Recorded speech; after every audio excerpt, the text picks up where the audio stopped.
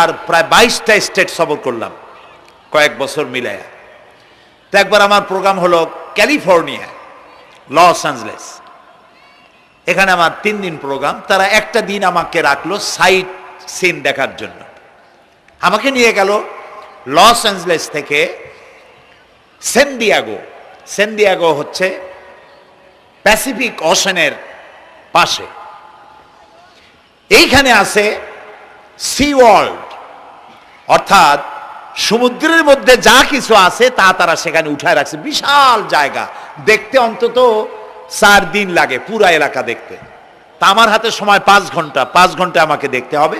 আমি বললাম গুরুত্বপূর্ণ জিনিসগুলি আমারে দেখাও। তো নিয়ে গেল। এই আপনাদের মাঠটা যত বড়, এরকম একটা বড় পুকুর, সেই পুকুরের মাঝখানে আছে একটা ওয়াল, আর ঠিক মাঝখানে আছে একটা মঞ্চ, আর 10,000 লোক বসতে পারে এরকম একটা গ্যালারি। ওরকম একটা গ্যালারিতে আমাকে বসালো টিকিট কাটায়া। ওখানে মাছের খেলা দেখানো হবে।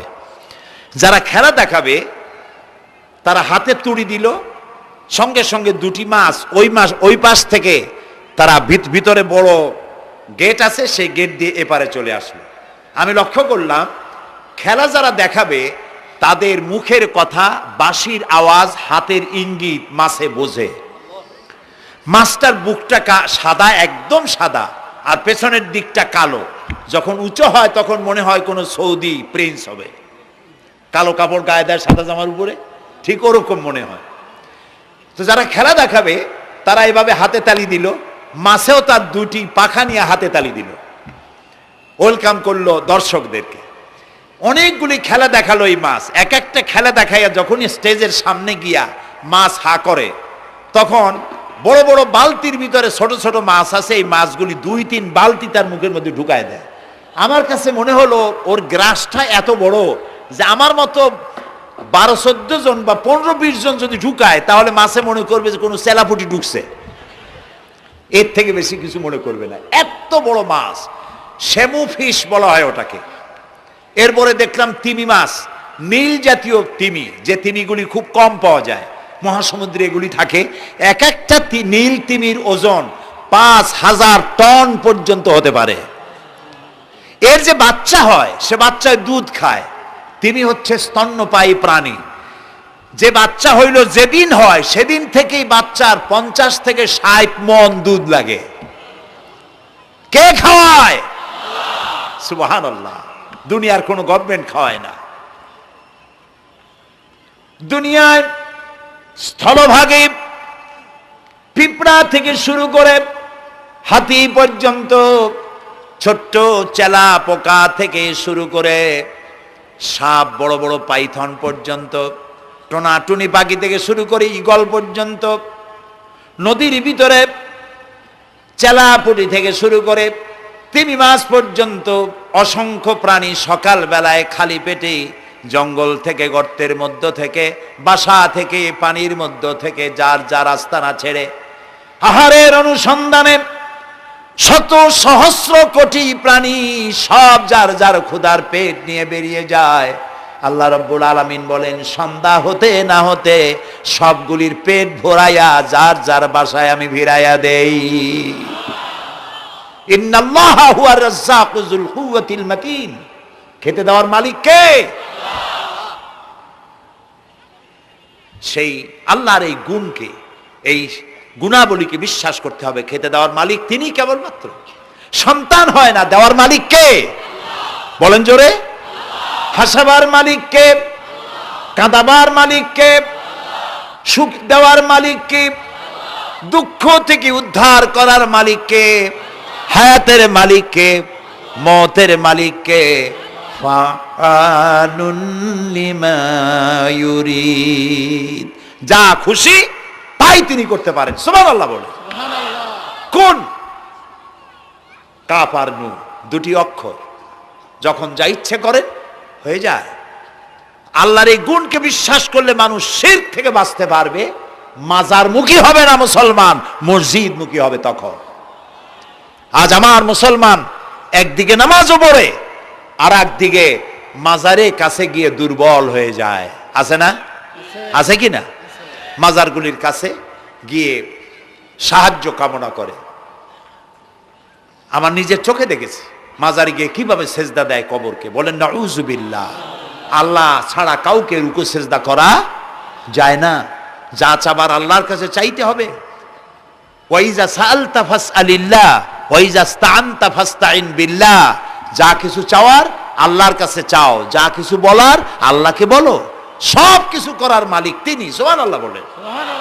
এই জন্য মাজারের সাথে মুসলমানদের সম্পর্ক হবে না, মুসলমানদের সম্পর্ক হবে মসজিদের সাথে। কিসের সাথে বলেন জোরে? আপনি কোন অসুবিধায় পড়েছেন, মাজলুম হয়েছেন, অত্যাচারিত হয়েছেন, চাকরির সমস্যা হয়েছে, ঘরে খাবার নাই, অসুখ বিসুখ হয়েছে, নানান ধরনের সমস্যায় পড়েছেন, কোনো মাজার নয়, কোনো পীর নয়, মসজিদের ভিতরে চলে যান, উজু করে মসজিদে ঢুকে 2 রাকাত কাজায়ে হাজাতের নামাজ পড়েন। রাসূলুল্লাহর উপরে যখনই বিপদ হতো তিনি নামাজে দাঁড়ায় যেতেন। সুবহানাল্লাহ বলো। আপনি কেন যাবেন একটা কবরের কাছে? আপনার সাহায্য কামনার জন্য কোনো পীর নয়, আপনার সাহায্যের জন্য কোনো কবর নয়। সাহায্য পাওয়ার জন্য কে? আল্লাহ চান আপনার ঈমানটা খালেস হোক। আল্লাহ তাআলা এটা বরদাস্ত করতে পারেন না যে মানুষ কারো কাছে গিয়া আরেকজনের কাছে গিয়ে নথি স্বীকার করুক। আল্লাহ সহ্য করেন না। ইন্না শিরকা লাযুলমুন আযীম। শিরক হচ্ছে মস্ত বড় জুলম, অত্যাচার। আল্লাহ সব থেকে অপছন্দ করেন কোন গুনাহ? বলেন শিরক। আল্লাহ সহ্যই করেন না। কেন করেন না? একটা যুক্তিতে আসে। যারা বিবাহ করেছেন তাদের স্ত্রী যদি স্বামীর সাথে যে ধরনের হাসি খুশি প্রেমের আদান প্রদান করে, স্বামী ছাড়া যদি আরেকজন পুরুষের সাথে এরকমের ভাব বিনিময় করে, ফোনে কথা বলে, প্রেম করে, খুব সুন্দর করে ভালোবাসা দিয়ে যদি চিঠি লেখে অন্য পুরুষের কাছে, অথবা প্রেম নিবেদন করে, তাহলে স্বামীদের অবস্থা কেমন হবে বলেন? এইটার জবাব দিতেও যদি দেরি হয় তো খুবই কুলক্ষণ। হ্যাঁ, ভয়ানক হবে, ভয়ানক হয়ে যাবে। নিজের চরিত্র যতই যা হোক, বউর চরিত্র ভালো চাই। আচ্ছা বলেন তো, স্ত্রী আপনার সঙ্গে যেভাবে প্রেমের হাসি হাসে, প্রেম নিবেদন করে, ওই রকম আরেকটা পুরুষের কাছে সাথে করলে আপনার সহ্য হয় না কেন? আপনি স্ত্রীর উপরে আপনার অধিকারটা কতখানি, কি জন্যে? আপনার স্ত্রীর যে হাসি, যে মিষ্টি হাসি, যা আপনার প্রাণ কেড়ে নেয়, ওই হাসিতে আপনার কোনো অবদান আছে? বলেন। তার যে টানা টানা চোখ, সুন্দর ভ্রু, মাথায় অনেক লম্বা চুল, শরীরটা সুন্দর, যৌবন, রূপ, এর ভেতরে আপনার কোনো অবদান আছে? হ্যাঁ আছে, একটু তো আছেই। আপনি যে মুখ দিয়ে বউটা হাসে, সেই ঠোঁটে একটু লিপস্টিক লাগাইছেন। যে চোখের জন্য আপনি পাগল, সেই চোখে একটু কাজল লাগাইছেন। শরীরটাকে পেঁচাবার জন্য সুন্দর একটা শাড়ি কিনে দিছেন। একটা শাড়ি দিয়ে, একটু লিপস্টিক কিনে দিয়ে, চুলের একটা ক্লিপ কিনে দিয়ে, একটা ভালো শাড়ি কিনে দিয়া স্ত্রীর উপরে যদি এত অধিকার আছে যে কোনদিন মৃত্যু পর্যন্ত কোন প্রেমের হাসি, ভালোবাসার আদান প্রদান আপনি ছাড়া আর কারো সাথে করতে পারবে না, এইটা যদি আপনার অধিকার এভাবে প্রতিষ্ঠিত হয়, তাহলে এই হাসি যিনি দিলেন, এই দাঁত, এই সুন্দর চোখ, এই রূপ, এই যৌবন আল্লাহ তাআলা দিলেন, তার সামনে কোনো পীর অথবা কবরের সামনে যদি হাত পাতে আল্লাহ বরদাস্ত করেন না। কথা কি বুঝে আসছে? কথা বুঝে আসছে? আলহামদুলিল্লাহ বলেন। আলহামদুলিল্লাহ। বুঝলেই আমাদের কষ্ট সার্থক। আলহামদুলিল্লাহ বলি। আমরা যেন আল্লাহরে চিনতে পারি, বুঝতে পারি। আমার বিশ্বাস করুন, কোরআন আমার সামনে, আল্লাহর কসম, কোন জীবিত পীর, কোন মৃত্যু পীর আমার ভাগ্যের ভালো বা মন্দ করার কোন অধিকার রাখে না, রাখে না, রাখে না। কোন পীর ফু দিয়ে আমার ভাগ্যকে ভালো বানাই দিতে পারবে না, পারবে না, এবং আমার একটা চুলও বাঁকাও করতে পারবে না। খাইরিহি ওয়া শাররিহি মিনাল্লাহি তাআলা। আমার ভালো আমার মন্দ করার একমাত্র মালিক কে? আল্লাহ। এক আঙ্গুল আকাশের দিকে উঁচু করে চিৎকার দিয়ে বলুন কে? আবার বলেন, আবার বলেন, আবারও বলুন। হাত নামান। আল্লাহ কবুল করুন, বলেন আমিন। আমার এই বক্তব্য দিয়ে আমি কোনো পীরকে অমর্যাদা করছি না। পীর সাহেবদের কাছে পীর কোনো শরীয়তের শব্দ নয়। কোরআন এবং হাদিসে কোথাও পীর বলে কোনো শব্দ নাই। এটি ফার্সি শব্দ। এই শব্দের অর্থ হলো বৃদ্ধ। তো পীর যদি বৃদ্ধ হয় ভালো কথা, তিনি যদি আলেম হন আরো ভালো কথা। কিন্তু বাপ পীর ছিল, উনিও সেই সুবাদে পীর।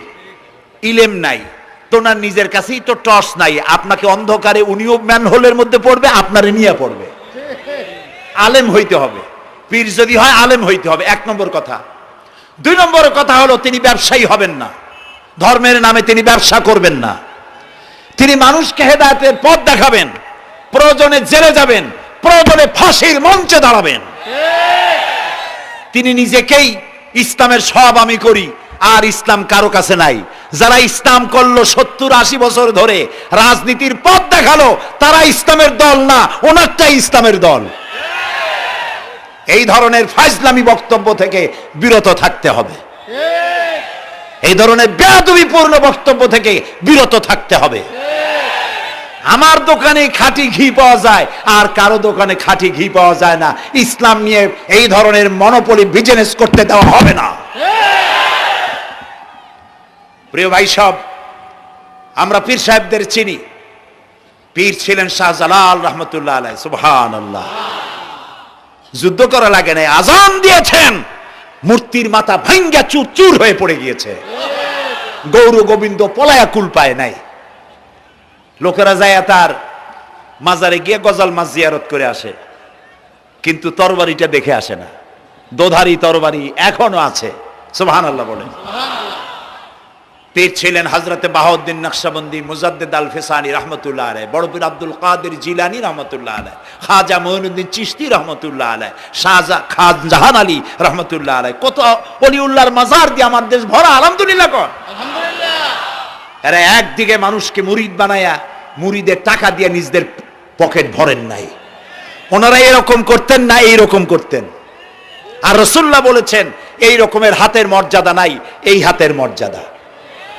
আমি পীর দেখছিলাম, বাইতুল শরফের পীর হযরত শাহ আব্দুল জব্বার সাহেব, আল্লাহ তাআলা জান্নাতুল ফেরদাউসের মেহমান বানায়নি। এই বাংলাদেশে শত শত মসজিদ, মাদ্রাসার এতিমখানা তৈরি করে গেছেন। সুবহানাল্লাহ কর। বৃষ্টির মৌসুমে চট্টগ্রামের বাড়ি তার, 14 বছর মাদ্রাসায় ওয়াজিদিয়া চট্টগ্রামে 14 বছর বুখারী শরীফ পড়িয়েছেন। কি মানের আলেম! খালি পীর না, মুরিদরা যত টাকা দিত এই টাকা দিয়ে বড় বড় মাদ্রাসা মসজিদ করেছেন। আর বৃষ্টির সময় সাথী সঙ্গী নিয়ে বস্তি এলাকায় যেতেন, পলিথিন দিয়া ছাওয়া, বাচ্চা আর তার স্বামী নিয়ে কাতরায় এক কোনায় বসে আছে, খাবার নাই, চাউল নাই, অসুস্থ, তাদের চাউল দিয়ে আসতেন, তাদের রান্না করার শাকসবজি দিয়ে আসতেন, ওষুধ দিয়ে আসতেন, হাড়ি পাতিল দিয়ে আসতেন।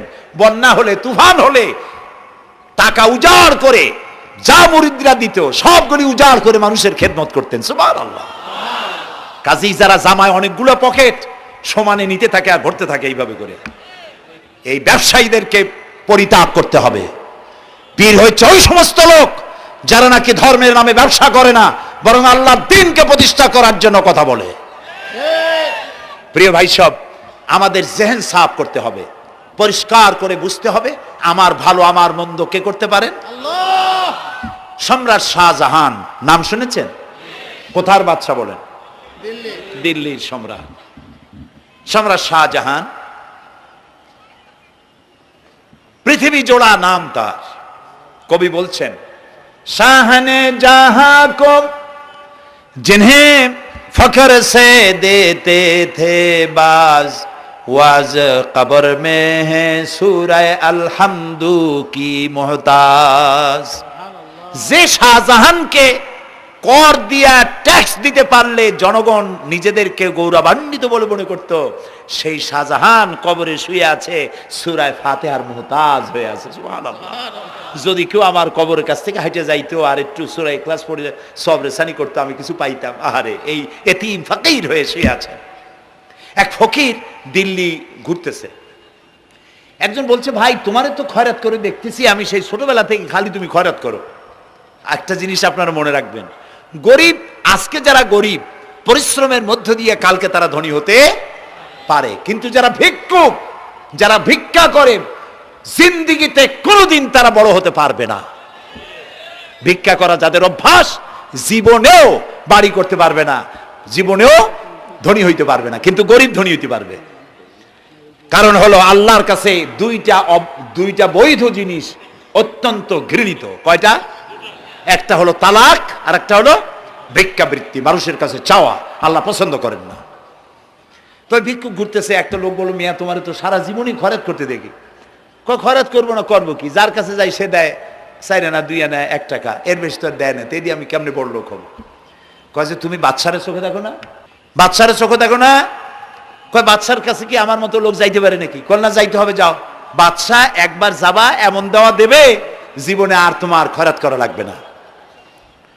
পাতি শিয়ালের পিছনে ঘুরে তো লাভ নাই, পাতি শিয়ালে খায় মুরগি, তোমার একটা ঠ্যাং দেবে, দাঁতের খেলালের কাজও হবে না। বাঘের পিছনে ঘোরো, বাঘে খায় গরু আর হরিণ, একটা রান দিলে তুমি 1 সপ্তাহ খাইতে পারবা। কাজে ঘুরতে গিয়েও বোঝা উচিত কার সাথে ঘুরি।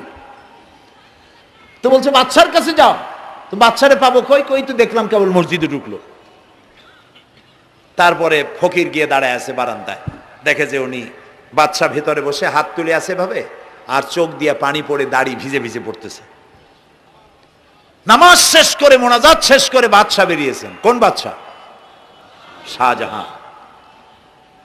বাইরে আসার পর ফকির বলল, আসসালামু আলাইকুম বলে ফকির রওনা করছে।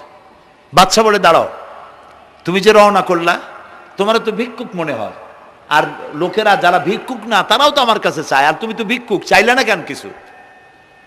ভিক্ষুক বলে, জাহাপানা, আমি কিছু চাইতে এসেছিলাম আপনার কাছে, কিন্তু আপনার করুণ অবস্থা দেখে আমার জ্ঞানের চোখ খুলে গিয়েছে। আমি দেখতে পেলাম আমি যার কাছে চাইতে এসেছি, আমি তো কান্দি না, হাতও পাতি নাই। যার কাছে চাইতে আসতাম দিল্লির সম্রাট, আবার কোন সম্রাটের কাছে হাত পেতে ভিক্ষুকের মতো কি জানি চায়, আর চোখ দিয়া পানি পড়ে দাড়ি ভিজে ভিজে পড়ছে। আমার জ্ঞানের চোখ খুলে গেছে, দুনিয়ার বাদশার কাছে আর চাইবো না। বাদশা কান্দে যে বাদশার কাছে, তার কাছেই চাইবো। প্রিয় ভাই সব, এই জন্যে জিহ্ন সাফ করে ফেলুন। দুনিয়ার কোনো মানুষের জন্য, মানুষের কাছে নয়, কোনো কবরে নয়, কোনো কারো কাছে নয়, আল্লাহ তাআলার কাছেই আমরা নামাজের মধ্যে ঘোষণা করেছি, ইয়াকা না'বুদু ওয়া ইয়াকা নাস্তাঈন। আল্লাহ তাআলা, তোমার একমাত্র ইবাদত করি, তোমার কাছেই সাহায্য চাই। কাজেই সাহায্য আল্লাহর কাছে। কার কাছে চাইবো বলে? আল্লাহ আমাদের ঈমান পোক্ত করে দিন। আমরা বলি আমিন, আমরা বলি আমিন। অসুখ বিসুখ হইলে পরে ধৈর্য ধরবেন। অনেক মানুষ আছে জ্বর হইলে কয় যে এত নামাজ পড়ি খালি জ্বর আমারই হয়, এত রোজা রাখি, ভালো ভালো কাম করি, আমার ছেলের অসুখ মোটে সারি না। এই জাতীয় কথা বলবেন না। মুমিনের পায়ে যদি কাঁটা ফোটে সওয়াব থেকে খালি নাই, ধৈর্য ধরতে হবে। কাঁটা ফুটছে, বলেন ইন্না লিল্লাহ। আজাবান লিল মুমিন, মুমিনের জন্য বড়ই আশ্চর্য ব্যাপার, বিপদ হইলেও শুকর আদায় করে, আর সুখে থাকলেও শুকর আদায় করে। সুবহানাল্লাহ বিহামদি। বিপদ আসলে সে বলে ইন্না লিল্লাহি, বলেন ইন্না লিল্লাহি ওয়া ইন্না ইলাইহি রাজিউন।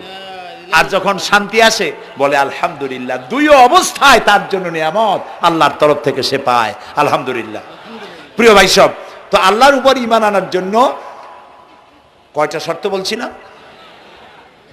এই যে প্যাচ লেগে গেছে, কয় যে 3টা। আল্লাহর উপর ঈমান আনার জন্য শর্ত কয়টা? 4টা। 4টার বলছি কয়টা?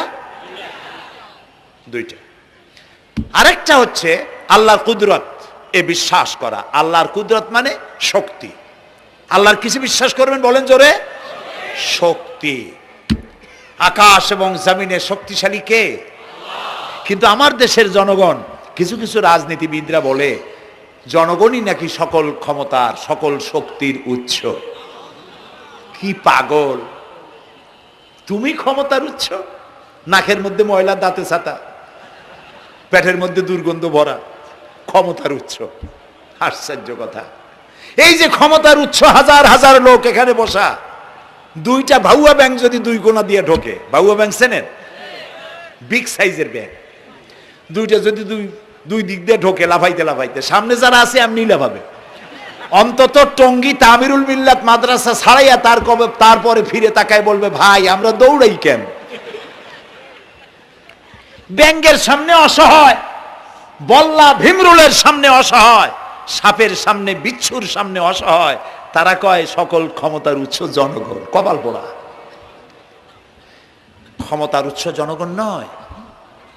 এটা কোরআনের সাথে কন্ট্রাডিকশন হয় এ কথায়। আল্লাহ বলেছেন আন্নাল কুওয়াতা লিল্লাহি জামিয়া, সকল ক্ষমতার উৎস কে? চিল্লায় বলো আল্লাহ। ক্ষমতা কি দেখছেন? মাত্র 1.5 মিনিট। কয় মিনিট? মাত্র 1.5 মিনিট।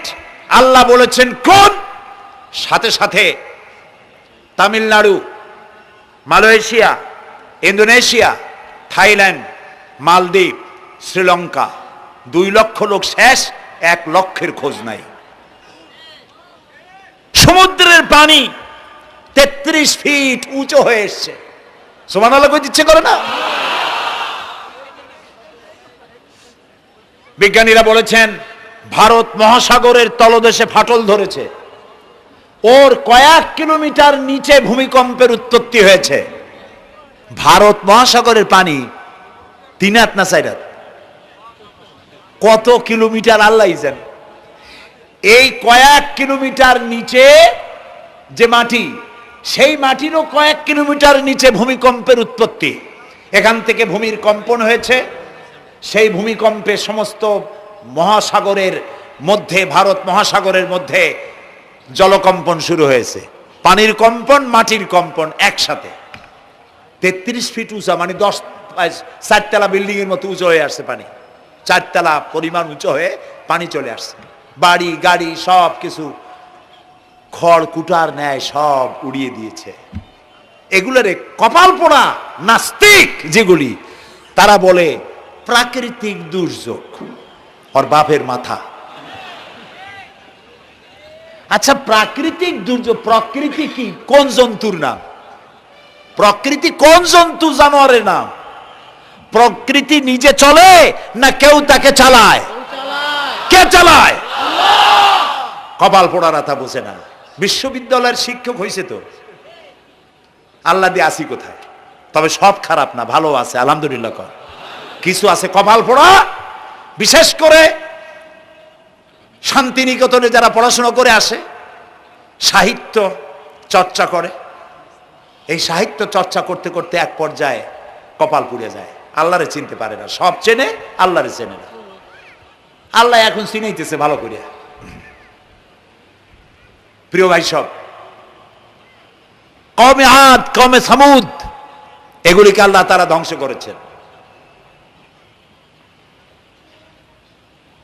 কিয়ামতের আগে এই যে 7টা আকাশ, এই আকাশ সম্পর্কে অবিশ্বাসীরা তারা বলেছে আকাশ বলতে কিছুই নাই, এটা নাকি অনেক দূরে, তাই নীলা নীলে দেখা যায়।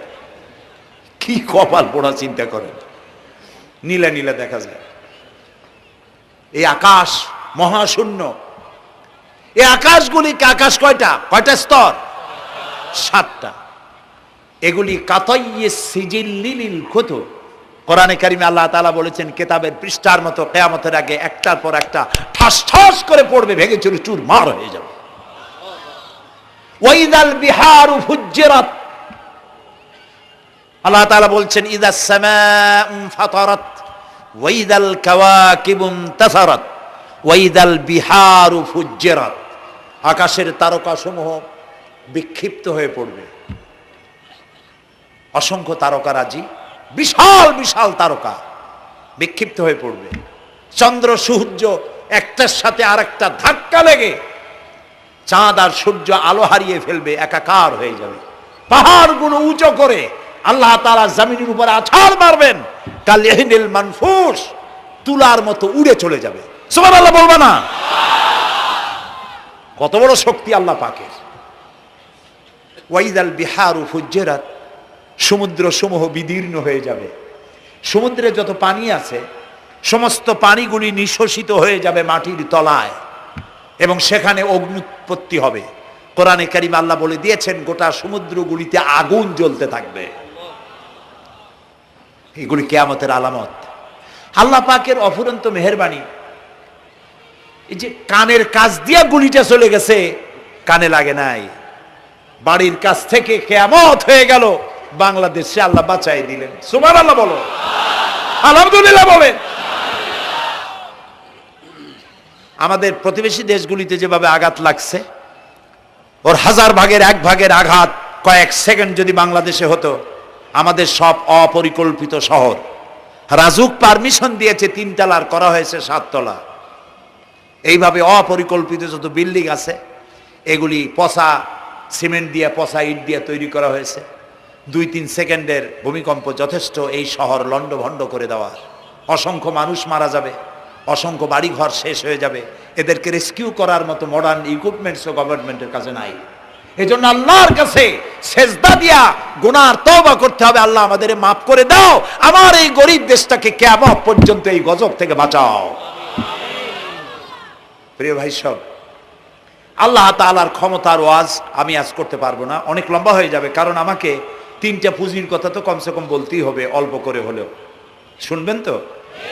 আল্লাহ তৌফিক দিক, বলেন আমিন।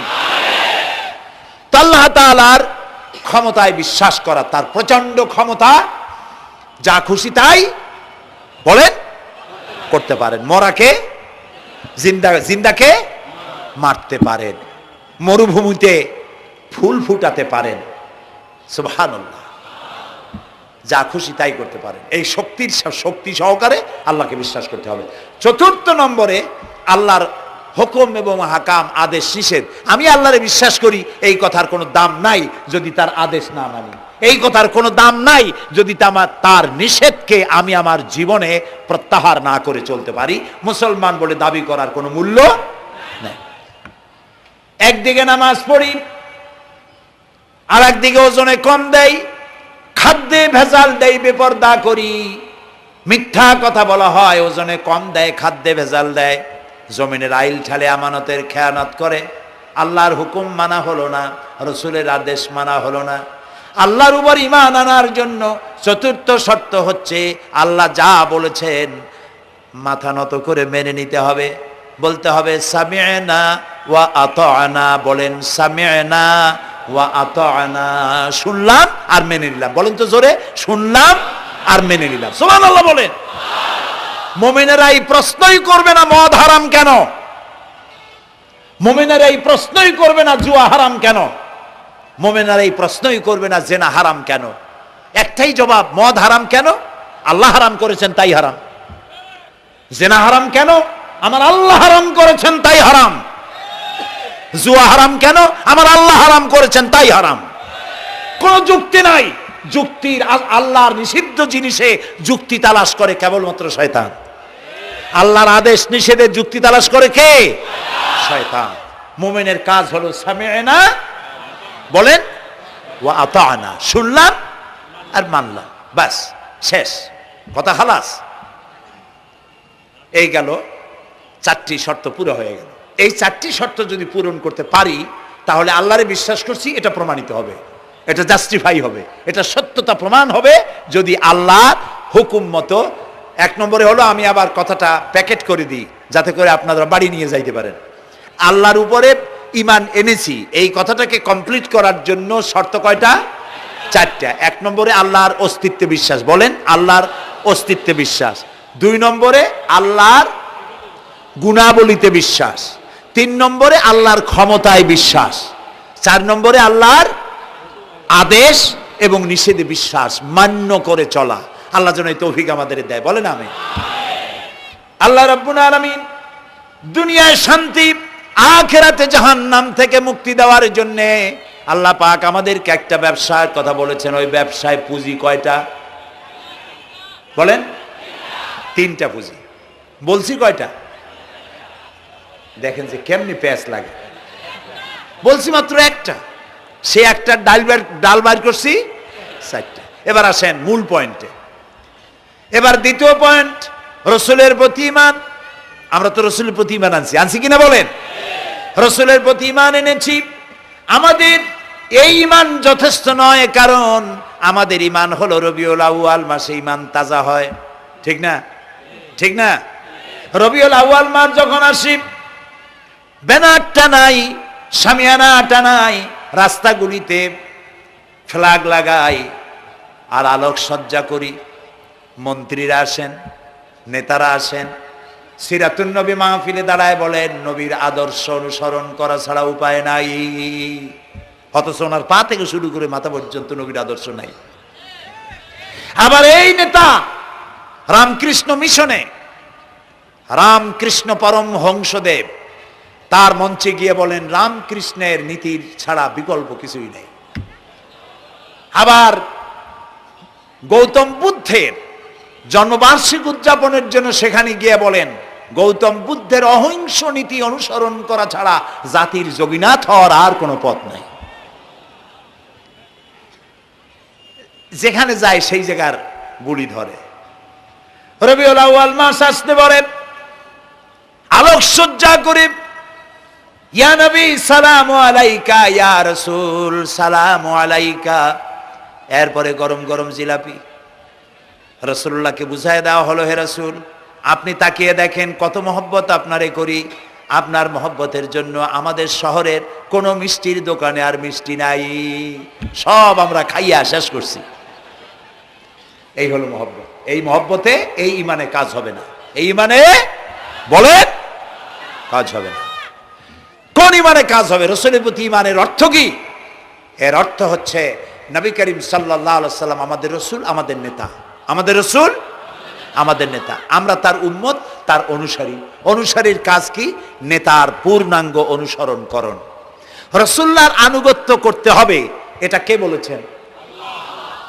আল্লাহ রাব্বুল আলামিন সূরা আলে ইমরানের মধ্যে বলেছেন, কুল ইন কুনতুম তুহিব্বুনাল্লাহ ফাত্তাবিউনি ইউহিব্বুকুমুল্লাহ ওয়া ইয়াগফির লাকুম যুনুবাকুম আল্লাহু গফুরুর রহিম। হে নবী আপনি বলুন, তোমরা যদি আল্লাহকে ভালোবাসো তাহলে তোমার কাজ হচ্ছে, তোমরা যদি আল্লাহকে ভালোবাসো তাহলে তোমরা আমার আনুগত্য করো, আমার অনুসরণ করো। কার?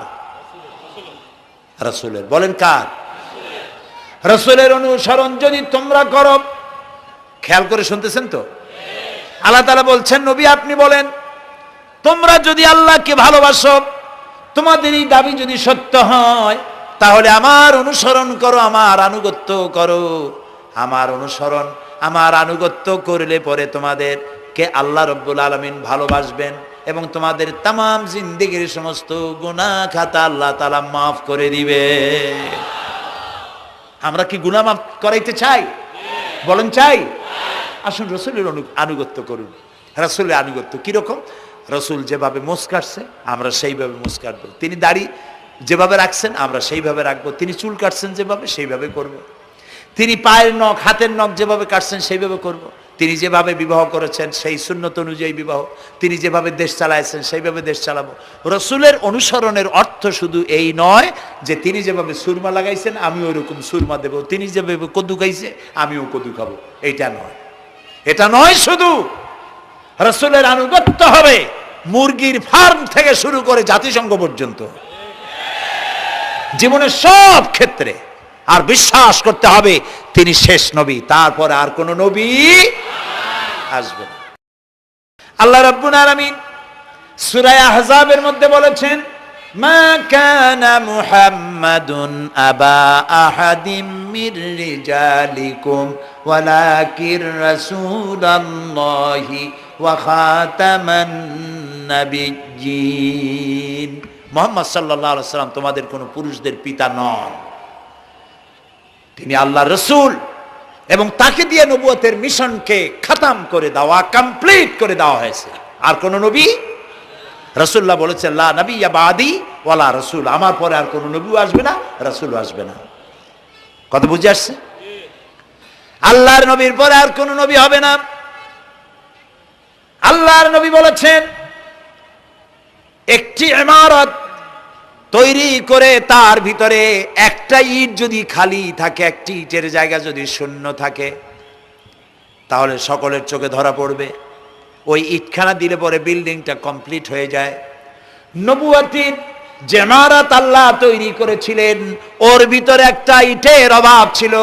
আল্লাহ পাক আমাকে দিয়ে সেই শূন্য জায়গা পূরণ করে দিয়ে নবুয়তের মিশনকে কমপ্লিট করে দিয়েছেন। রাসূলুল্লাহ বলেছেন, আমার পরে আর কেউ নবী হবে না। পৃথিবীর সব মুসলমানদের আকীদা, মুহাম্মদ সাল্লাল্লাহু আলাইহি সাল্লামের পরে যদি কেউ নবুয়তের দাবি করে সে কাফির, হাজার বার কাফের। তারা যারা তাকে যারা নবী মানবে তারাও রাসূলুল্লাহ বলেছেন, আমার পরে 30 জন মিথ্যেবাদী নবুয়তের দাবি করবে। তার মধ্যে একজন তো দাবি করছে রাসূলের জীবদ্দশায়, একটা ছিল মেয়ে লোক আর একটা ছিল পুরুষ। পুরুষটার নাম ছিল মুসাইলামা কাযযাব, নামই ছিল কাযযাব। কাযযাব মানে মিথ্যাবাদী। দেখছেন অবস্থা, নামই মিথ্যাবাদী। উম্মতেরা কইল যে আপনি তো একজন নবী, আমরা সৌভাগ্য আর দুর্ভাগ্য হোক আপনারা নবী বলে মানলাম। মুহাম্মদ সাল্লাল্লাহু আলাইহি সাল্লামের কাছে প্রায় জিবরাইল আসে আর ওহী আনে, আর আপনি আমাদের কোনো ওহী দিতে পারলেন না পর্যন্ত। কয় যে কেবল না নবী হইলাম, অপেক্ষা করো, ওহী আসবে না। বেশ কিছুদিন যাওয়ার পর খুব চিন্তা ভাবনা করে কয় যে ওহী একটা আসছে। উম্মতেরা সব দৌড়ে আসছে, কি ওহী? কয় যে এইমাত্র শেষ রাত্রে জিবরাইল আসছিল, আইসে আমারে কয়ে গেল, একটা সূরা নাজিল করলো। সূরাটা কি? ইন্না আতাইনাকাল আকাক ফাসাল্লি লিরাব্বিকা ওয়াজআক ইন্না শানিয়াকা হুয়াল আবলাক। উম্মতেরা কয় সর্বনাশ, এই সূরা পড়তে গেলে তো আমরা কাইসা মরে যাব। এর অর্থ তো খুব বিকায়দা। কি কি সূরা নাজিল হলো আপনার উপরে? ইন্না আতাইনাকাল আকাক মানে আমি তোমাকে হুতুম পেশা দান করেছি, সুতরাং তুমি তোমার প্রভুর উদ্দেশ্যে নামাজ পড়ো আর চিৎকার মারো, কারণ তোমার শত্রুরা সাদা এবং কালো বর্ণের। আমরা তো আগামাথা কিছু বুঝলাম না, কি ওই? আচ্ছা ঠিক আছে, পয়গম্বর মুহাম্মদ সাল্লাল্লাহু আলাইহি সাল্লামকে তার উম্মতেরা নিয়ে যায় তাদের বাগানে, মাঝে মধ্যে নিয়ে যায়। নিলে পরে যে কুয়ায় পানি থাকে না, শূন্য কুয়া পানিতে ভরে যায়। যে গাছতলা দিয়ে তিনি হেঁটে যান, যে খেজুর গাছে খেজুর নাই, সেই গাছতলা দিয়ে রাসূল হেঁটে গেলেন, গাছে ফল ধরে যায়। আপনি তো এরকম কিছু দেখাইতে পারেন না। তোমরা তো আমার নেও না, চলো না যাই। নিয়ে গেছে, যাইয়া দেখে যে কুয়ার পাড় দিয়ে যায়, যে কুয়ায় পানি থাকে তা থাকে না, শুকায় যায়। যে গাছ তলায় দিয়ে যায়, ওই গাছে খোরমা থাকলে সাথে সাথে খরগো ঝরে যায়। উম্মতের কয় কি একটা কপাল পড়ো নবী পাইলাম বাগে। আল্লাহ তারে শেষ করছে দুনিয়া থেকে, জাহান্নামে চলে গেছে। সেই মহিলাটাও গেছে, সেও গেছে। রাসূলুল্লাহ বলেছেন এইরকম 30 জন মিথ্যাবাদী নবুয়তের দাবি করবে কিয়ামতের আগ পর্যন্ত। গোলাম আহমদ কাদিয়ানী, এ হলো ইতিহাসে আমরা যদ্য পাই, তার পর্যন্ত 28 জন হয়েছে। মুহাম্মদ সাল্লাল্লাহু আলাইহি সাল্লামের ইন্তেকালের পর ওকে নিয়ে হয়েছে 28 জন। কয়জন হইল? বাকি আছে কয়জন? তাই বলে কিয়ামত যে এই 2 জন হইলি আগামী বছর বা 5-6 বছরের মধ্যে কিয়ামত হবে, ওইটা চিন্তা করেন না। এই পৃথিবীতে একটা লোক আল্লাহ শব্দ উচ্চারণ করার যদি থাকে, কিয়ামত সে পর্যন্ত হবে না। সুবহানাল্লাহ। সুতরাং বহুত দেরি আছে কিয়ামতে। তবে ওর মতো আরো শয়তান 2 জন আসবে। গোলাম আহমদ কাদিয়ানী বলল, আমি পয়গম্বর, আমি নবী, আমার উপরে ওহী আসে।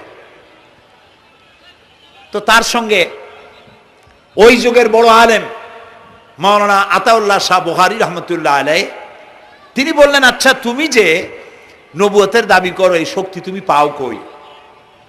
কয় যে আমার শক্তি তো কোরআন, কোরআনের মধ্যেই আছে আমার কথা। কোথায়? কয় সূরা সফের মধ্যে আছে, ইয়াতি মিন বাদি ইসমুহু আহমদ।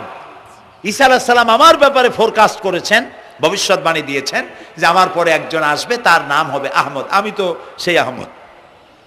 মাওলানা বুখারী বলছেন, বেকুব, ঈসা আলাইহিস সালাম যার কথা বলেছেন তার নাম, ঈসা আলাইহিস সালাম যার কথা বলেছেন তার নাম হলো ফকাত আহমদ, আর তোমার নাম হলো গোলাম আহমদ।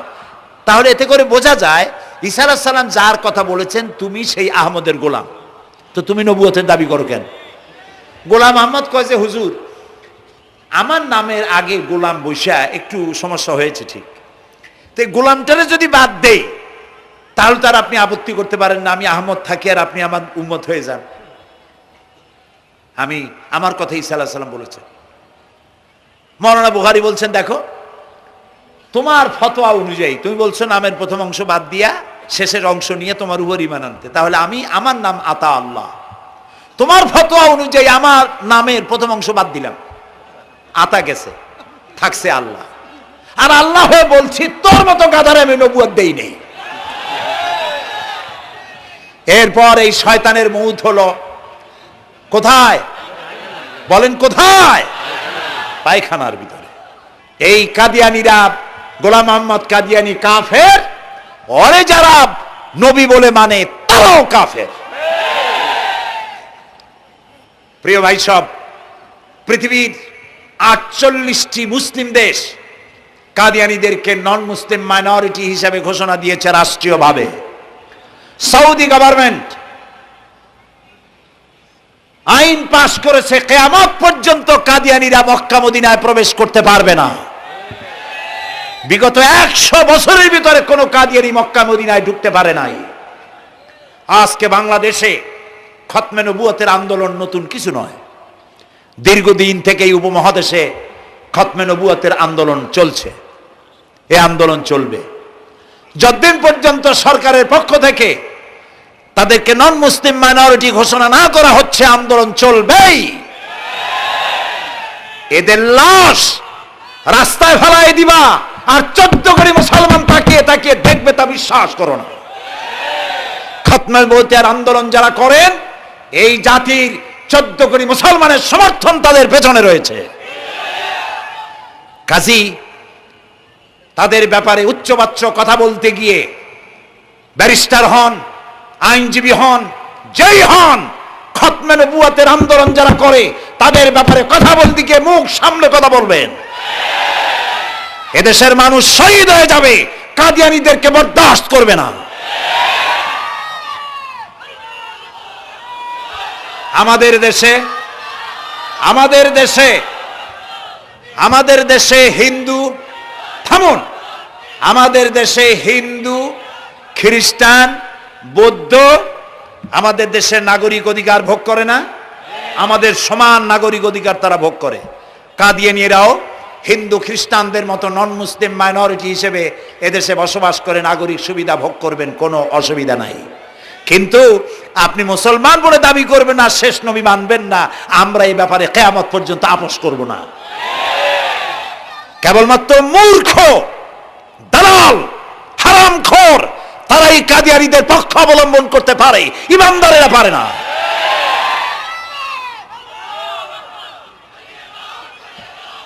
কাদিয়ানীরা যে সব মসজিদ তৈরি করে, এগুলি মসজিদ নয়, এগুলি উপাসনালয়। হিন্দুদের মন্দিরকে যেভাবে আমরা সম্মান করি, ওদের উপাসনালয়কেও সম্মান করি। কিন্তু কাদিয়ানীরা যতদিন মুসলমান নামের পরিচয় দিতে থাকবেন, আমরা আমাদের অধিকার আদায়ের জন্য সুশৃঙ্খলভাবে গণতান্ত্রিক পদ্ধতিতে আমরা এই অধিকার আদায়ের চেষ্টা করব। খতমে নবুয়তের আন্দোলন কোনো রাজনৈতিক আন্দোলন নয়, এটি আমাদের ইমানের আন্দোলন। যারা আন্দোলন করতেছেন তারা আমাদের ফরজে কিফায়ার দায়িত্ব পালন করছেন। প্রিয় ভাই সব, রাসূলের প্রতি ঈমান আনতে হলে এরকম ঈমান আনতে হবে, তারপরে আর কোনো নবী আসবে না। তারপরে কথা হলো তাকে অনুসরণ করতে হবে পায়ের নখকাটা থেকে শুরু করে মাথার চুল পর্যন্ত, জীবনের সব ক্ষেত্রে রাসূলের অনুসরণ করতে হবে। তিনি সেনাপতি ছিলেন, শ্রমিক ছিলেন, পিতা ছিলেন, নানা ছিলেন, স্বামী ছিলেন, ঠিক না? তিনি রাষ্ট্রপ্রধানও ছিলেন। আজকে যারা ধর্ম আর রাজনীতি আলাদা করেন তারা মুনাফিক, মুসলমান নয়, তারা কি? মুনাফিক। এই জন্য আমাদেরকে মনে রাখতে হবে নবী করিম সাল্লাল্লাহু আলাইহি সাল্লাম রাষ্ট্র পরিচালনা করেছেন। যারা ধর্ম আর রাজনীতি আলাদা করেন তারা মুসলমান হিসাবে আল্লাহর কাছে পরিচিত হতে পারবেন না। প্রিয় ভাই সব, নবীজি মক্কা থেকে মদিনা এলেন, মদিনায় এসে রাষ্ট্রপ্রধানের দায়িত্ব পালন করলেন। আজ তিনি রাষ্ট্রপ্রধান, কোরআন হলো সংবিধান, কোরআনের আইন চালু করে দিলেন। চুরি বন্ধ হলো, ডাকাতি বন্ধ হলো, জেনা ব্যভিচার বন্ধ হয়ে গেল, মানুষ দরজা খুলে ঘুমাবার সুযোগ পেল। সুবহানাল্লাহ, সুবহানাল্লাহ। নবী করিম সাল্লাল্লাহু আলাইহি ওয়াসাল্লাম একটি সুন্দর সুখী সমাজ পৃথিবীতে চালু করে গেলেন। আজ আমাদের ভাগ্য যদি খুলতে হয়, রাসূলের অনুসরণ করি আমাদেরকে রাষ্ট্র পরিচালনা করতে হবে। ইসলাম সন্ত্রাসকে প্রশ্রয় দেয় না, ঠিক না ভাই? আমাদেরকে যারা সন্ত্রাসী বলে, ওরাই তো সন্ত্রাসের দাদা, ওরা সন্ত্রাসের জন্মদাতা। আমাদেরকে সন্ত্রাসী বলো?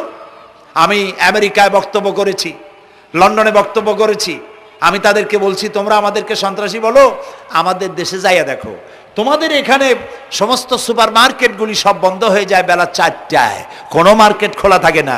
কেন খোলো না? তোমরা সিকিউরিটি দিতে পারবে না বলে খোলো না। চুরি হবে, ডাকাতি হবে, লুটপাট হবে, এই জন্য বিকেলেই সব বন্ধ হয়ে যায়, রাতে কোনো দোকান খোলা থাকে না। তো যাও তো আমাদের দেশে, আমাদের তো সন্ত্রাসী বলো, গরিব দেশ। আমাদের দেশের বাবুরহাটে, নরসিংদীর কাছে বাবুরহাট, যেটাকে এই দেশের ম্যানচেস্টার বলা হয়, সারা রাত কোটি কোটি শত কোটি টাকার কাপড় চোপড় বেচা কিনা হয়, পুলিশের গন্ধ খুঁজে পাওয়া যায় না, সারা রাত বেচা কিনা হয়। গ্রামের বাজারগুলি যায় দেখেন আমাদের দেশে, যশোরে, খুলনায়, উত্তরবঙ্গে রাত 2টা 2:30 পর্যন্ত বেচা কিনা হয়, ঠিক না? এই যে আমাদের দেশে আল্লাহর মেহেরবানি, এবারে যে ঈদের সময় ঈদ আর পূজা একসাথে হইল, মুসলমান মেয়েরা, হিন্দু মেয়েরা সোনা দানা গলায় পরিয়া, হাতে পরিয়া, তারপরে বাজারঘাট ঈদের কেনাকাটা, পূজার কেনাকাটা করছে, কোনো অসুবিধা হয় নাই, ঠিক না? আল্লাহর মেহেরবানি, র্যাবে জি যা করার করছে। মক্কা শরীফে, মদিনা শরীফে দেখলাম লোকেরা হাত তুলে, বাংলাদেশি লোকেরা ওখানে যারা আছে, র্যাবের জন্য দোয়া করছে, আল্লাহ র্যাবের প্রতি তুমি রহমত নাজিল করো, আল্লাহ রহম করুন, কোন আমি। দেশের যতটা অসুবিধা হয়েছিল তার থেকে অনেক গুণ জ্ঞান হয়ে গেছে, আলহামদুলিল্লাহ, আলহামদুলিল্লাহ। প্রিয় ভাই সব, এই যে আল্লাহ রাব্বুল আলামিন মুসলমানদেরকে পৃথিবীর মধ্যে সব থেকে বেশি শান্তি প্রিয় করেছেন, কোন আলহামদুলিল্লাহ। তোমরা আমার মক্কা যাইয়া দেখো, মক্কা মদিনায় যাইয়া দেখো, আমাদের কেউ সন্ত্রাসী? মক্কা মদিনায় লক্ষ লক্ষ মানুষ, এই যে সব চলে গেছে, এখন কোথায় গেছে? সারা পৃথিবী থেকে মানুষের এখন ছুটছে ছুটছে, পৌঁছে গেছে, আর পথে আছে, প্লেনে আছে, নদীতে আছে, গাড়িতে আছে। সুবহানাল্লাহ, লক্ষ লক্ষ মানুষ চলে গেছে, সবার একই ড্রেস, একই গন্তব্য, একই স্লোগান, লাব্বাইক আল্লাহুম্মা লাব্বাইক। সব মানুষ চলে গেল। আমি 96-তে যখন পার্লামেন্টে আসলাম, প্রথম পার্লামেন্টে এক বক্তৃতার ভেতরে আমি বলেছিলাম যে আমাদের দেশে নেতা নেত্রীরা ওমরা করে, হজ করে। আচ্ছা, আপনারা যাইয়া দেখেন কি, করেন কি, আনেন কি? যাইয়া একটু তোয়াব করিয়া আসার সময় আতর আর পাথর, সুরমার খুরমা পকেট ভরে নিয়ে আসেন, কিন্তু চোখে দেখেন না। আল্লাহ তাআলা বলছেন, আওয়ালাম ইয়ারাউ আন্না জাআলনা হারামান আমিনান, তোমরা কি দেখতে পাও না আমার এই হারামকে আমি কিভাবে নিরাপত্তার শহর বানিয়েছি? সুবহানাল্লাহ। রাত 2:30-3টার সময় চাঁদের মতো সুন্দরী যুবতী মেয়ে, একাকিনী, কোনো পুরুষ সঙ্গী ছাড়া, নিজের ডেরা, নিজের তাবু ফেলে কাবা শরীফের ভিতরে এসে গেল, লক্ষ লক্ষ পুরুষের মধ্য দিয়ে আল্লাহর ঘর তওয়াফ করলো, তাহাজ্জুদের নামাজ আদায় করলো, এরপরে দোয়া দুরুদ করে, কান্নাকাটি করে মেয়ে লোকটি একাকী লক্ষ লক্ষ মানুষের মধ্য দিয়ে নিজের ঘরে ফিরে গেল। কোন পুরুষের একবার তার চেহারার দিকে নজর পড়েছে তো দ্বিতীয়বার তার রূপ উপভোগ করার মতো সাহস কারো মনের মধ্যে জাগে না।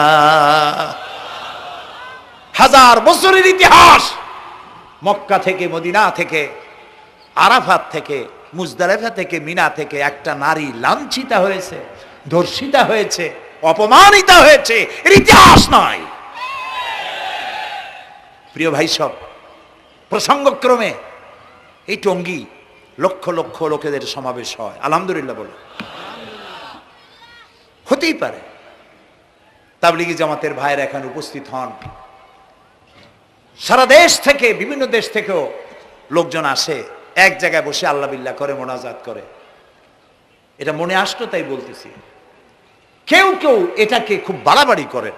সে বাড়াবাড়িটা হলো, কেউ কেউ বলেন আরাফাতের পরেই দ্বিতীয় এই সমাবেশ। এই বেয়াদবি শব্দটাকে উচ্চারণ করবেন না আল্লাহর হস্তে। কোথায় টঙ্গী, কোথায় আরাফাত, আর কোথায় টঙ্গী? কি এর সাথে আপনি কি মিলান?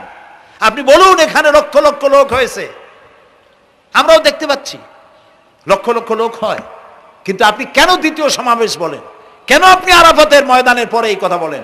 মহাগুনাহ, মহা বেয়াদবি।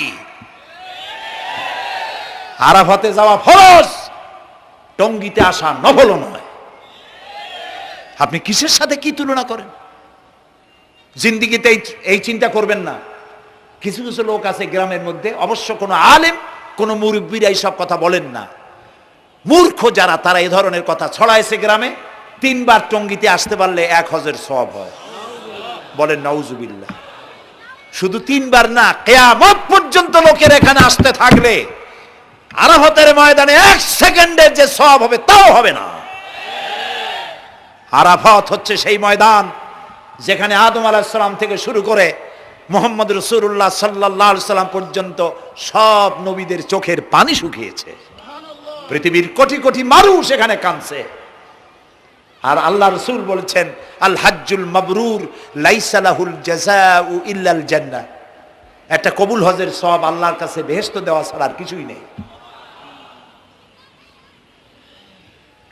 মান হাজ্জা লিল্লাহ ফালাম ইয়ারফুস ওয়ালাম ইয়াফসুক রাজাকা ইয়াউমিন ওয়ালাদাতহু উম্মুহু, রাওয়াহুল বুখারী।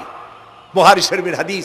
রাসূলুল্লাহ বলছেন, আরাফাতের ময়দান থেকে হাজিরা যখন বেরিয়ে যায় সন্ধ্যায়, মা যেমন নিষ্পাপ সন্তান প্রসব করে, আরাফাত থেকে হাজিরা তেমন নিষ্পাপ হয়ে বেরিয়ে যায়। আল্লাহর হস্তে আপনারা এই তুলনাটা কেউ করবেন না। বলবেন অনেক বড় সমাবেশ হয়েছে, লক্ষ লক্ষ লোক হয়েছে, বাস শেষ। এটা দ্বিতীয় সমাবেশ, আরাফাতের পরে এটা দ্বিতীয় স্থান অবলম্বন করেছে, এইসব বাজে কথা আর একদিনও বলবেন না। মহাবেয়াদবি যদি কেউ বলে থাকেন, আস্তাগফিরুল্লাহ পড়ুন আস্তাগফিরুল্লাহ। আল্লাহ সবাইকে ক্ষমা করুন, বলুন আমিন।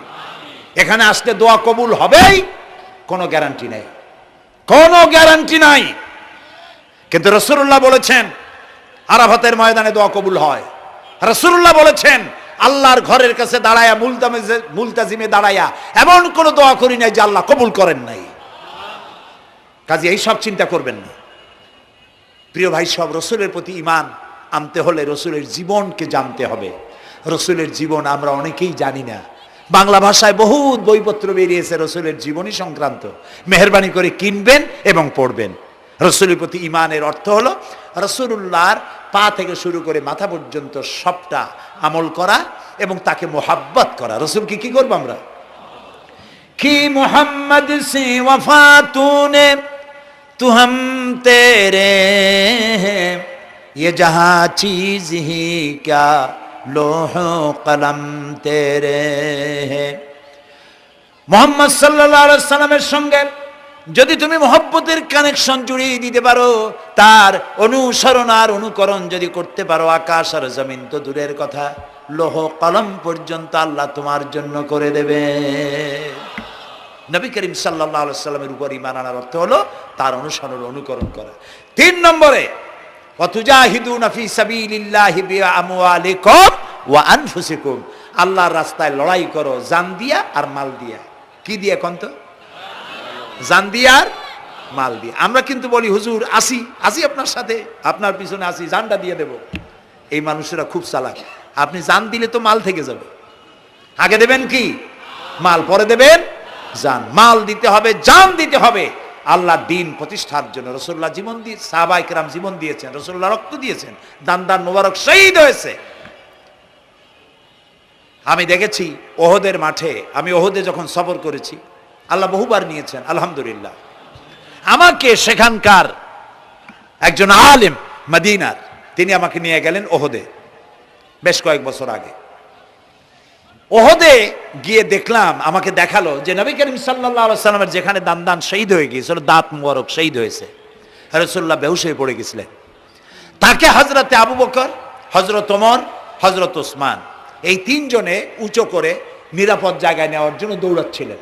পাহাড়ের উপরে যখন উঠতেছিলেন, ওই তিনজন রসুলকে ঘাড়ে করে নিয়ে উঠতেছেন, পাহাড় তখন কাঁপতেছিল, পাহাড় কাঁপতেছে, এত বড় কাঁপন উঠেছে পাহাড়ের। পাহাড় সেই এলাকা থেকে কাগজ কাটলে, কেচি দিয়ে কাগজ কাটলে যেমন রেজা রেজা হয়ে যায়, আমার নিজের চোখে আমি দেখলাম, তিনি আমাকে দেখালেন এই সেই এলাকা যেখানে রসুলকে উঠানো হয়েছিল। পাহাড় আল্লাহর ভয়তে কাঁপতেছিল তরতর করে। সেই উঁচা জায়গা, একটা বিশ্রামের মতো জায়গা পাহাড়ের মধ্যে, সেইখানে তাকে নিয়ে যখন রসুলকে যখন শোয়ানো হচ্ছিল, পাহাড় কাঁপতেছে। নবী করিম সাল্লাল্লাহু আলাইহি সাল্লাম তখন বলছেন, উসবুতি ইয়া জিবাল, উসবুতি ইয়া জিবাল, ইন্নাকা আলাইয়া নবিয়ান ওয়াস সিদ্দিকিন ওয়াস শাহিদাইন। হে পাহাড়, উসবুতি ইয়া জিবাল, হে পাহাড় থেমে যা, তোর উপর আল্লাহর নবী, তোর উপরে সিদ্দিক আর দুইজন শহীদ দাঁড়িয়ে আছে, থেমে যা। পাহাড় থেমে গেল। সিদ্দিক হযরত আবু বকর, দুইজন শহীদ তোর উপরে, হযরতে ওমর, হযরতে উসমান রাদিয়াল্লাহু তাআলা আনহুমা। কবে শহীদ হবে রাসূলুল্লাহ আজকে বলতেছেন, তোর উপরে দুইজন শহীদ দাঁড়িয়ে আছে। এইভাবে কষ্ট করেছেন নবীজি, ক্ষুধায় কষ্ট করেছেন, যুদ্ধ করেছেন। তবে সেই যুদ্ধ আক্রমণাত্মক ছিল না, ডিফেন্সিভ ছিল। আক্রমণকে প্রতিহত করার জন্য তিনি লড়েছেন। প্রিয় ভাই সব, এত কষ্ট করার পর তিনি যে দিন কায়েম করে গিয়েছিলেন, আল্লাহ তাআলা বলছেন, ওয়াতুজাহিদুনা ফি সাবিলিল্লাহি, আল্লাহর রাস্তায় লড়াই করো জান দিয়ে আর মাল দিয়ে আমার দ্বীনকে প্রতিষ্ঠা করার জন্য। যদি তোমরা ইসলাম বুঝে থাকো, এরই মধ্যে তোমাদের জন্য কল্যাণ নিহিত রয়েছে। সুবহানাল্লাহ বলেন, এরই মধ্যে কল্যাণ। সুতরাং শুধু টুপি মাথায় দিয়ে নামাজ পড়লেই হবে না, নামাজও পড়তে হবে, আল্লাহর হুকুম হাকাম মানতে হবে, রোজাও রাখতে হবে, হজও করতে হবে, যাকাতও দিতে হবে, স্ত্রীকে পর্দায় রাখতে হবে, আমলে আখলাকে, সিরাতে সুরাতে, চলনে বলনে, ব্যবসায় বাণিজ্যে, বক্তৃতায়, রাজনীতি, অর্থনীতি, সমাজনীতি, সব জায়গায় আল্লাহ এবং রসুলের পূর্ণাঙ্গ আনুগত্য করার নামই হলো মুসলমান হয়ে যাওয়া। সুবহানাল্লাহ। এই মুসলমান হইতে পারবো আমরা? আল্লাহ যেন তৌফিক দেখেন, আমিন। সবাই বলেন আমিন। আমি এখন আপনাদের নিয়ে মোনাজাত করব। মোনাজাতের আদব বসা, দাঁড়ানো ভাইয়ের একটু বসেন। এই যত মানুষ দাঁড়ায় আছেন, মেহেরবানি করে একটু বসেন। আমি কিন্তু একবারও বলিনি আপনারা বসেন। দাঁড়ানো ভাইরা মেহেরবানি করে বসেন, মোনাজাত করব আপনাদের নিয়ে। প্রায় 2 লক্ষ লোক মারা গেছে ভূমিকম্পে, আর 1 লাখের উপরে নিখোঁজ। তাদের জন্য দোয়া করবেন না? যে আল্লাহ আমাদের বাঁচাই দিলেন, তার জন্য দোয়া শুকর আদায় করবেন না? সুতরাং বসেন, বসতে বলছি, দাঁড়াতে বলিনি। মোনাজাতের জন্য সবাই বসেন, আর একটু জোরে সরে জিকির করেন, লা ইলাহা লা ইলাহা।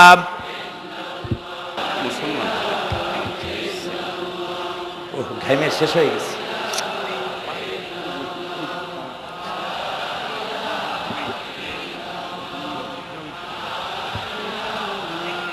বয়স কত?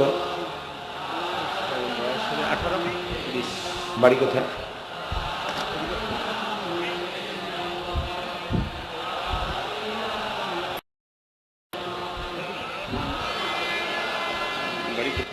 একটু জোরে, লা ইলাহা। এফিডেভিট করছো? বসো বসো।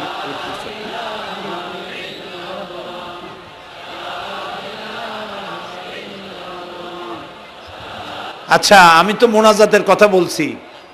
মোনাজাত থুয়ে যদি কেউ হাঁটে, তো এটা একটা বড় বদকিসমতির ব্যাপার। এত মানুষ একসাথে আল্লাহর কাছে মোনাজাতের লোক কিভাবে সামলান? কেমনে হাঁটেন? এক যুবক ইসলাম কবুল করার জন্য আসছে।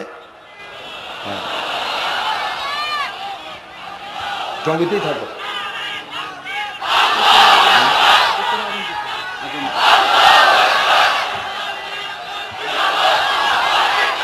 জি,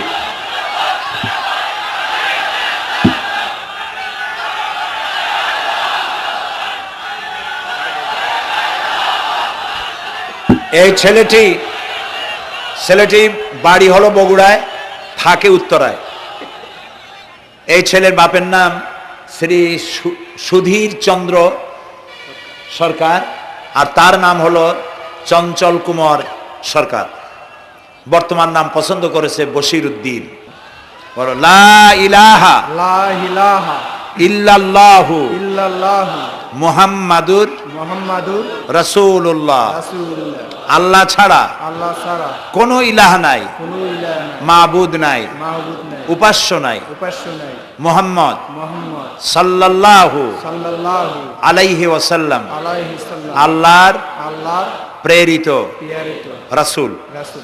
আশহাদু আন আশহাদু আন লা ইলাহা লা ইলাহা ইল্লাল্লাহু ইল্লাল্লাহু ওয়াহদাহু ওয়াহদাহু লা শারীকা লা শারীকা লাহু লাহু ওয়া আশহাদু আন্না ওয়া আশহাদু আন্না মুহাম্মাদান মুহাম্মাদান আবদুহু আবদুহু ওয়া রাসূলুহু। ওয়া রাসূলুহু। আমি সাক্ষ্য দিচ্ছি আমি সাক্ষ্য দিচ্ছি আল্লাহ ছাড়া আল্লাহ ছাড়া কোনো ইলাহ নাই, কোনো ইলাহ নাই, মাবুদ নাই, মাহবুব নাই, উপাস্য নাই। উপাস্য নাই। তিনি এক, তিনি এক, তিনি একক, তিনি একক, তার কোনো তার কোনো অংশীদার নাই। অংশীদার নাই। আমি আরো সাক্ষ্য দিচ্ছি আমি আরো সাক্ষ্য দিচ্ছি মুহাম্মদ মুহাম্মদ সাল্লাল্লাহু সাল্লাল্লাহু আলাইহি ওয়াসাল্লাম আলাইহি সাল্লাম আল্লাহর আল্লাহ বান্দা বান্দা এবং এবং তার তার প্রেরিত রাসূল। প্রেরিত রাসূল। বলো আসসালামু আলাইকুম। আসসালামু আলাইকুম। আপনারা জবাব দেন। এই ছেলেটি এখন আমাদের মধ্যে নিষ্পাপ। আমাদের সকলের আমলনামায় পাপ আছে। রাসূলুল্লাহ বলেছেন, যখন একজন মুশরিক ইসলাম কবুল করে, কালেমা পড়ে, বিশ্বাস করে, অর্থ সহকারে উচ্চারণ করে, তার পিছনের সমস্ত গুনাহ খাতাকে আল্লাহ তাআলা মাফ করে দেন। সুতরাং আমরা তার জন্য দোয়া করি, আল্লাহ যেন তাকে খাঁটি মুসলমান বানায় দেন। আমরা সবাই বলি আমিন। বসুন। প্রিয় ভাই সব, মোনাজাতের পর এশার আজান হবে। আমরা বা জামাত এশার নামাজ পড়ে যাব ইনশাআল্লাহ। বলেন ইনশাআল্লাহ। এত বড় জামাত আমরা কোথাও পাবো না, এবং জীবনে আরেকটা জামাত এরকম পাবো তার কোনো নিশ্চয়তাও নাই। ঠিক না ভাই? নামাজ আমরা আদায় করে যাব 5 ওয়াক্ত। কি বলে, এখানে সারা জীবন 5 ওয়াক্ত নামাজ সঠিকভাবে আদায় করব, আর এশার নামাজ আমরা এখানে জামাতে আদায় করে যাব। আর এই বিশাল মাহফিল তৈরি করতে অনেক খরচ হয়েছে। আপনারা নিশ্চয়ই দেখতে পান এত বড় প্যান্ডেল করতে কত টাকা খরচ হতে পারে, এবং তারা প্রচেষ্টা করেছে। আপনারা এই লাইটিং, মাইকিং, প্যান্ডেল, স্টেজ, তারপরে পোস্টার, গেট ইত্যাদি তৈরি করতে বহু টাকা খরচ হয়েছে। আপনারা যাওয়ার সময় মেহেরবানি করে তাদেরকে চতুর্দিকে ড্রাম এবং চাদর নিয়ে লোকেরা দাঁড়িয়ে থাকবে, আপনারা আল্লাহর রাস্তায় তাদেরকে কিছু সহযোগিতা করে যাবেন। রাজি আছেন আপনারা? রাজি আছেন? আল্লাহ আপনাদেরকে তৌফিক দিন। মা বোনেরা যারা এসছেন, মা বোনদের জন্য আজকে তেমন কোনো কথা বলতে পারলাম না, তবে যা বলেছি নারী এবং পুরুষ সকলের জন্য সমভাবে প্রযোজ্য। আপনাদের জন্য একটু বেশি করতে হবে। এই রাসূলুল্লাহ বলেছেন, আল মারআতু ইজা সাল্লাত খামসাহা ওয়া সামাত শাহরাহা ওয়া আতাআত বালাহা ওয়া আহসানাত ফারজাহা। রাসূলুল্লাহ বলেছেন, যেসব মহিলারা 5 ওয়াক্ত নামাজ সঠিকভাবে আদায় করে, রমজান মোবারকের রোজা রাখে, সতীত্বের হেফাজত করে, স্বামীর আনুগত্য করে চলে, কিয়ামতের দিন ওই সব মহিলারা আল্লাহর জান্নাতের যে দরজা দিয়া খুশি সেই দরজা দিয়া জান্নাতে প্রবেশ করতে পারবে। সুতরাং আপনারা এই কথাগুলি মেনে চলুন। আল্লাহ আপনাদেরকে তৌফিক দিন। আমি মোনাজাত করব এখনই, আপনারা যাওয়ার সময় সকলে সহযোগিতা করে যাবেন। আর নামাজের জন্য একটি বই আছে, চরিত্র গঠনে নামাজের অবদান। আমরা যে নামাজ পড়ি অনেক সময় নামাজ হয় না। রাসূলুল্লাহ বলেছেন, সাল্লু কামা রাআইতুমুনি উসাল্লি। নামাজ পড়ো সেইভাবে যেভাবে আমাকে নামাজ পড়তে দেখো। জীবনের শ্রেষ্ঠ ইবাদত নামাজ, তাই যদি সঠিক না হলো তাহলে পণ্ডশ্রম হয়ে যাবে। এই জন্য নামাজ কিভাবে মানুষের চরিত্রে অবদান রাখে, আর নামাজটা কেমনে পড়তে হবে, রাসূলুল্লাহ কিভাবে পড়েছিলেন, সেটি আমার এই বইটিতে লেখা আছে। এটি চরিত্র গঠনের নামাজের অবদান। এখানে লাইব্রেরি আসছে, কোথায় আপনারা খুঁজে বের করে সেটা নিয়ে যাবেন। আর একটি হলো সূরা লোকমান। সূরা লোকমানের 2টা রুকুর তাফসির করেছিলাম আমি চট্টগ্রামে, মাত্র 2 রুকুর তাফসির। এই 2 রুকুর তাফসির 5 দিনে শোনার পর 48 জন হিন্দু, বৌদ্ধ, মুসলমান হয়ে গিয়েছিল।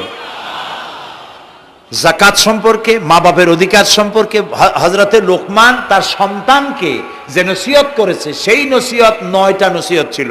ওই নসিহতগুলি আল্লাহর এত পছন্দ হয়েছে যে আল্লাহ তাআলা নিজে লোকমানের নসিহত কোরআন শরীফে উঠায় দিয়েছে। সুবহানাল্লাহ। সুতরাং আমার সন্তানদের ভালো করার জন্য এই নসিহতগুলি দরকার। এটির নাম যারা ক্যাসেট থেকে উদ্ধার করেছে, নাম হলো তাফসিরে সাঈদী লোকমান। সূরা লোকমান এ পর্যন্ত 4টা তাফসির বেরিয়েছে, তাফসিরে সাইদি নামে, যেগুলি আমি তাফসির করেছি চট্টগ্রামে, সেগুলি এসব বই ওখানে পাওয়া যাবে। এই বইগুলি আপনারা লাইব্রেরি থেকে, এখানে মোবাইল লাইব্রেরি এসছে ঢাকা শহর থেকে, সন্ধান করে আপনারা নিয়ে যাবেন। আল্লাহ তাআলা আপনাদেরকে তৌফিক দান করুন। যাওয়ার সময় মাহফিলকে সাহায্য করে যাবেন, আর নামাজে সালাতুল এশা আদায় করে যাবেন। আল্লাহুম্মা আমিন। ربنا ظلمنا أنفسنا وإن لم تغفر لنا وترحمنا لنكونن من الخاسرين ربنا لا تزغ قلوبنا بعد إذ هديتنا وهب لنا من لدنك رحمة إنك أنت الوهاب আয় আল্লাহ তাআলা, হাজার হাজার মুসলিম জনতা, পুরুষ এবং নারী, আমরা তোমার দরবারে হাত তুলেছি, গুনার বোঝা মাথায় নিয়ে হাত তুলেছি। দয়া করে আমাদের জিন্দেগীর সমস্ত গুনাহ খাতাকে আল্লাহ মাফ করে দাও। আয় আল্লাহ তাআলা, আমাদের মধ্য থেকে আমাদের মা বাপ যাদের দুনিয়া থেকে বিদায় হয়ে গেল, কবরগুলিকে জান্নাতের টুকরায় পরিণত করে দাও। রব্বির হামহুমা কামা রব্বায়ানি সগীরা, সবাই পড়েন রব্বির হামহুমা কামা রব্বায়ানি সগীরা। আয় আল্লাহ তাআলা, तमाम পৃথিবীতে আজ মুসলমানেরা বড়ই বিপদে আছে। হায় আল্লাহ তাআলা, বিপদগ্রস্ত মুসলমানদেরকে তুমি সাহায্য করো রব্বুল আলামিন। ইরাকের মাজলুম মুসলমানদের হাতে ইরাকের জমিন উঠায় দাও। হায় আল্লাহ তাআলা, জালিমদেরকে তুমি নস্তনাবুদ করে দাও। আল্লাহ তাআলা, বাংলাদেশ আমাদের প্রিয় জন্মভূমি, এই দেশের উপরে তোমার খাস রহমত নাজিল করো। হায় আল্লাহ তাআলা, ভূমিকম্পে আশেপাশের দেশগুলির মারাত্মক ক্ষতি হয়ে গেল। আল্লাহ তাআলা, তুমি আমাদেরকে দয়া করে বাঁচাই দিয়েছো। কিয়ামত পর্যন্ত আসমান আর জমিনের সব মুসিবত থেকে আমাদের দেশকে তুমি হেফাজত করো রব্বুল আলামিন। আমাদের স্ত্রী পুত্র পরিজন যাদেরকে তুমি দান করেছো, সবগুলিকে দিনদার, ইমানদার, নামাজি মুসলমান বানাইয়া দাও। আয় আল্লাহ তাআলা, এই মাহফিলের আয়োজন যারা করেছেন, কষ্ট করেছেন, পয়সা দিয়েছেন এবং দেবেন, সকলকে আল্লাহ তাআলা ইমানে কামেল সকলকে দিয়ে দাও। আমাদেরকে তোমার মকবুল বান্দাদের মধ্যে শামিল করে নাও। আল্লাহ তাআলা, যারা হজে চলে গেছেন, যারা রাস্তায় আছেন যাওয়ার পথে, আর এবং আরো যারা যাবেন, আল্লাহ তাআলা সকলের যাতায়াত আসান করে দাও, সকলের হজকে কবুল করে নাও।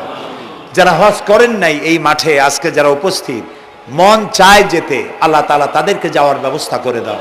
আল্লাহ তাআলা, মা বোন যারা এসেছেন, মা বোনদের গুনাহ খাতাকে মাফ করে দাও, মা বোনদের অসুখ ব্যাধি মাফ করে দাও, তাদের কেমন আমল করার তৌফিক দাও, যাতে করে কিয়ামতে হযরতে আয়েশা খাদিজার সঙ্গে হাসর নসিব হয়ে যায়। আল্লাহ তাআলা, তোমার কাছে আরেকটা দোয়া করি, আমাদের এই বাংলাদেশে যারা বোমা মারে, আমাদের এই বাংলাদেশে যারা গ্রেনেড হামলা করে, আমাদের এই বাংলাদেশে সন্ত্রাসী তৎপরতা চালায়া যারা মানুষ হত্যা করে, তুমি তাদেরকে হেদায়েত করে দাও, তুমি তাদেরকে হেদায়েত করে দাও, তুমি তাদেরকে হেদায়েত করে দাও। আল্লাহ তাআলা, তোমার ইলমে যদি জানা থাকে ওদের নসিবে হেদায়েত নাই, তাহলে হামান, নমরুদ, সাদ্দাত, ফেরাউন এগুলারে যেমনে তুমি ধ্বংস করছো, বাংলাদেশে যারা গ্রেনেড হামলা করে, বোমা হামলা করে, মানুষ খুন করে, ওদেরকে গজব দিয়া, লানত দিয়া বাংলাদেশ থেকে চিরকালের জন্য বিদায় করে দাও। যারা বাংলাদেশে নৈরাজ্য সৃষ্টি করে, আল্লাহ তাদেরকে গজব দিয়া বিদায় করে দাও। হয় তারা হেদায়েত হোক, না হয় এই শয়তানদের হাত থেকে আমাদের দেশকে আল্লাহ তুমি রক্ষা করো রব্বুল আলামিন। টঙ্গী বিরাট শ্রমিক এরিয়া, আল্লাহ তাআলা শ্রমিকদের স্বাস্থ্য ভালো রাখো, তাদের সকলকে নামাজ আদায় করার তৌফিক দাও। আল্লাহ তাআলা, তাদের অভাব অভিযোগ দূর করে দাও। 4 দলীয় ঐক্য জোটের এই সরকারকে ইসলামের পক্ষে থাকার কাজ করার তৌফিক দান করে দাও। যত ওয়াদা নির্বাচনের আগে করেছিল, সবগুলি ওয়াদা অক্ষরে অক্ষরে পালন করার তৌফিক দিয়ে দাও। আমি কয়েক সেকেন্ড আপনাদের জন্য ছেড়ে দিলাম। মাথা নিচু করে, চক্ষু বন্ধ করে, যার যা চাওয়ার দরকার আল্লাহর কাছে চান। এই বিশাল মাহফিলে আল্লাহ তাআলা দোয়া কবুল করবেন ইনশাআল্লাহ।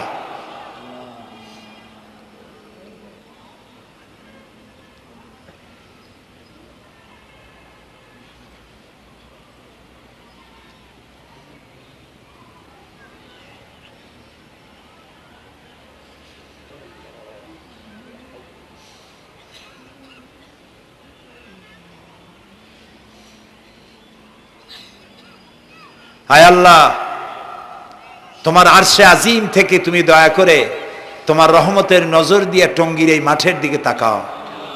আল্লাহ তাআলা আমরা কোনো পীর বুজুর্গ খাজা বাবা অথবা দুনিয়ার কোনো শক্তির কাছে রাজা বাদশার কাছে হাত তুলি নাই, বিশাল আকাশের মালিকের কাছে হাত তুলেছি, আমাদের রবের কাছে হাত তুলেছি।